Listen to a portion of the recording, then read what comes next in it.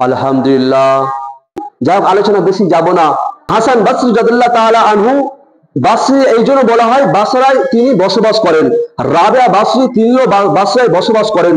এনারা একটা ভালো ওলি ছিলেন, আল্লাহর খুব নিকটতম বান্দা এবং বান্দি ছিলেন। এতে রাবেয়া বাসরির স্বামী যখন ইন্তেকাল হয়ে যায়, হয়তো হাসান বসরি তিনি কি করলেন, তানার কাছে গেলেন এবং ইজাজত চাইলেন তানার কাছে পৌঁছানোর জন্য, তানার সঙ্গে কথন করার জন্য, কথা বলার জন্য।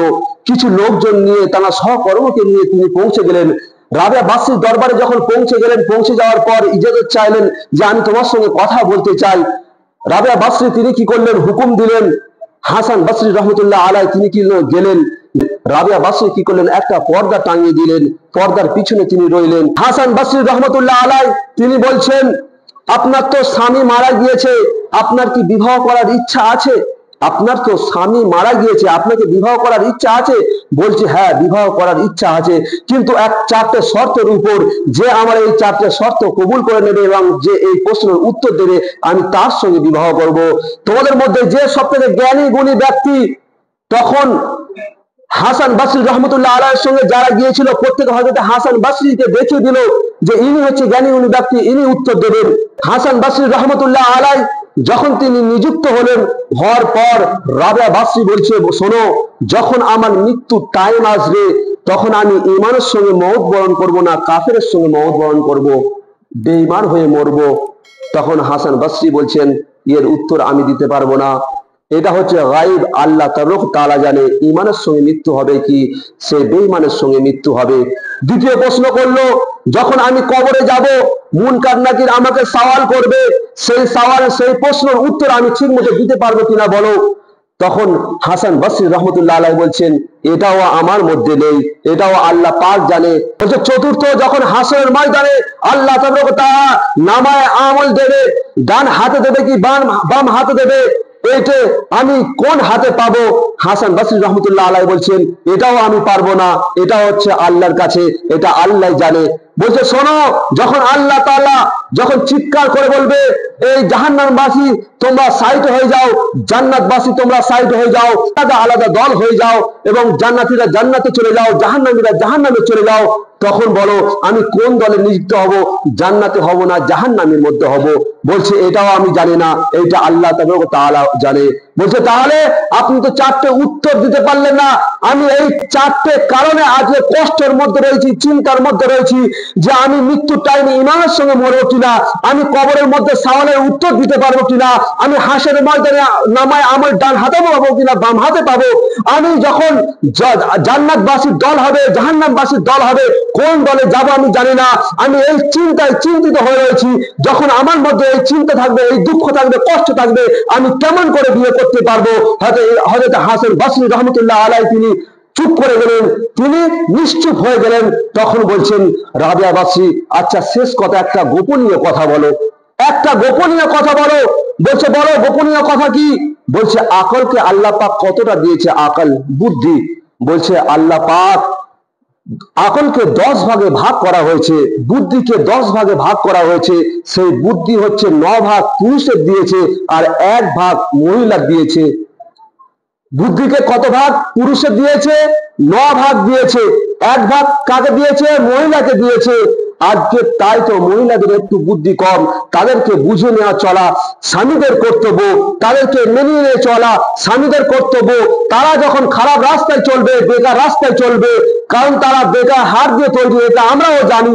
তাই তাদেরকে সাবধান করা, সচেতন করা এবং ঠিক মতন পরিচালনা করা হচ্ছে স্বামীর কর্তব্য।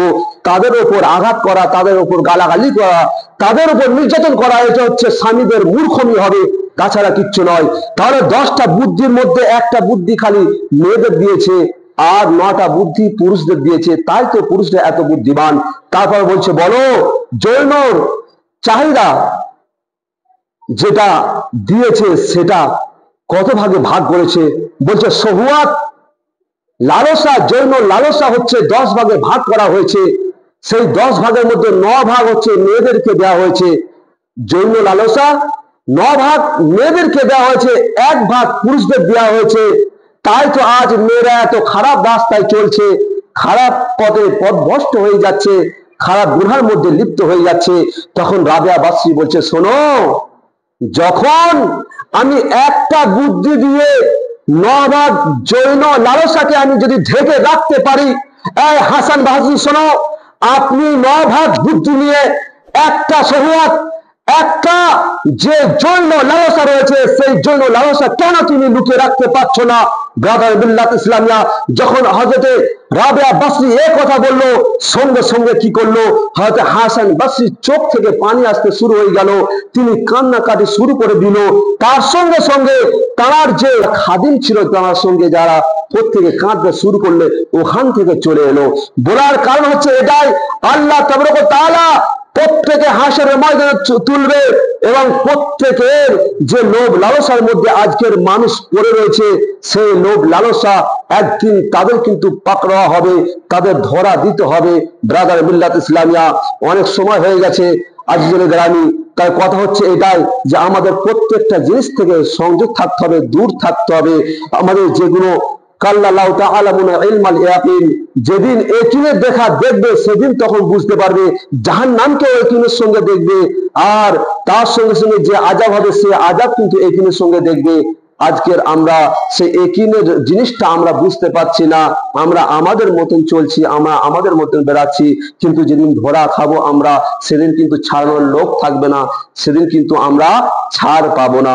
তাই ব্রাদার মিল্লাত ইসলামিয়া, সময় এখনো রয়েছে, সচেতন হয়ে যান, সাবধান হয়ে যান, সঠিক রাস্তায় চলে আসেন। বেঠিক রাস্তা আপনারা অনেক চলছেন, যে আমরা রাস্তা চুনে নিয়েছি, যে রাস্তা আজকের আমরা ধরে নিয়েছি, আমরা বুঝতে পারছি না কোন রাস্তায় যাচ্ছি। আজকের আনন্দ খুশি ফুর্তি করে চলছি, যেটা আমাদের জন্য জেলখানা বলেছে। জেলখানায় মানুষ কেমন থাকে? দুঃখের সঙ্গে থাকে, কষ্টের সঙ্গে থাকে। আমরা যেটা যাদের জন্য জান্নাত ঘোষিত করেছে, বেহেশত ঘোষিত করেছে, তাদের মতন আজকে আমরা চলাফেরা করছি। কিন্তু ব্রাদার মিল্লাত ইসলামিয়া, জেনে রাখেন একদিন আমাদের ধোয়া দিতেই হবে, সেদিন কিন্তু কেউ রক্ষা করতে পারবে না। এটা কেউ অবিশ্বাস করতে পারে না যে মৃত্যু স্বাদ কারে গ্রহণ করতে হবে না। প্রত্যেকে জানে যে মৃত্যুর স্বাদ গ্রহণ করতে হবে।